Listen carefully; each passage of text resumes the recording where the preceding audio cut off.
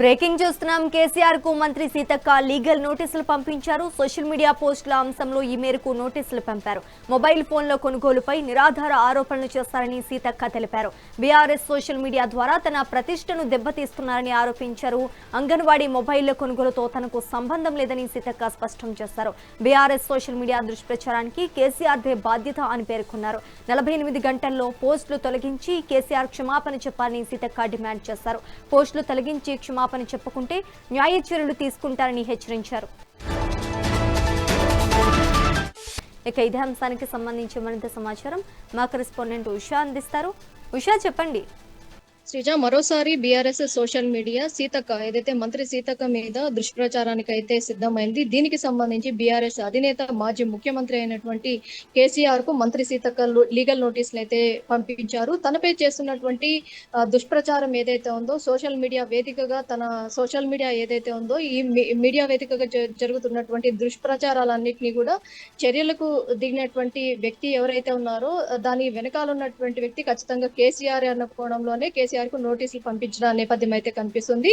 BRS party social media నిరాధార ఆరోపణలు చేస్తూ తనపై పోస్టులు పెడుతోంది, నా ప్రతిష్టకు భంగం కలిగించేలాగా వ్యవహరిస్తోంది. ఈ దుష్ప్రచారానికి ఆ పార్టీ అధినేత అయినటువంటి కేసీఆర్దే పూర్తి బాధ్యత. అందుకే 48 గంటల్లో ఆ పోస్టులు తొలగించి నాకు ఆయన క్షమాపణ చెప్పాలి, లేదంటే సివిల్ క్రిమినల్ చర్యలు ఉంటాయి అని సీతక్క నోటీసులో కూడా పేర్కొన్న అంశాలన్నీ కూడా మనం చూసుకోవచ్చు. మహిళా శిశు సంక్షేమ శాఖ మంత్రిగా సీతక్క రాష్ట్ర వ్యాప్తంగా అంగన్వాడీలకు ఫోన్లు పంపిణీ చేశారు. అయితే ఒక్క ఫోన్ ను మార్కెట్ లో ధర కంటే ఎక్కువగా కొనుగోలు చేసి కమిషన్లు తీసుకున్నారని బీఆర్ఎస్ నేతలు ఆరోపించారు.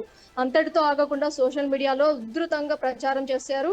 ఈ ప్రచారాన్ని ఇదివరకే ఖండించిన మంత్రి సీతక్క ఒక్క ఫోన్ ను దాదాపుగా 11,650కి కొనుగోలు చేశామని, దీనిపై పూర్తి పారదర్శకత ఉందని, కొందరు కావాలనే తప్పుడు ప్రచారం చేస్తున్నానని తీవ్ర పదజాలంతో మండిపడ్డారు సీతక్క. మొత్తం మీద చూసుకున్నట్టయితే మరొకసారి ఆ గతంలో కూడా అసెంబ్లీ వేదికగా కూడా సీతక్క తన మీద చేస్తున్నటువంటి దుష్ప్రచారానికి సంబంధించి కూడా చాలా వరకు కూడా అసెంబ్లీలోనే చాలా వరకు దీన్ని ఖండించారు. మరోసారి కూడా తన సంక్షేమ శాఖకి సంబంధించి అంగన్వాడీ వర్కర్లకు సంబంధించి అప్పచెప్పినటువంటి మొబైల్ ఫోన్లు ఏవైతే ఉన్నాయో వీటికి సంబంధించి బీఆర్ఎస్ సోషల్ మీడియా చేస్తున్నటువంటి దుష్ప్రచారాలన్నిటికీ సంబంధించి కూడా బీఆర్ఎస్ అధినేత అయినటువంటి కేసీఆర్ కి అయితే లీగల్ నోటీసులు అయితే పంపించారు. ఖచ్చితంగా 48 గంటల్లో తాను క్షమాపణ చెప్పాలి, లేని పక్షంలో ఏదైతే లీగల్ నోటీసులకి సంబంధించి ఎలా స్పందించబోతున్నారు కేసీఆర్ అండ్ టీం, కేసీఆర్ తరఫున దీనికి సంబంధించి ఎవరు స్పందించబోతున్నారు, అసలు ఈ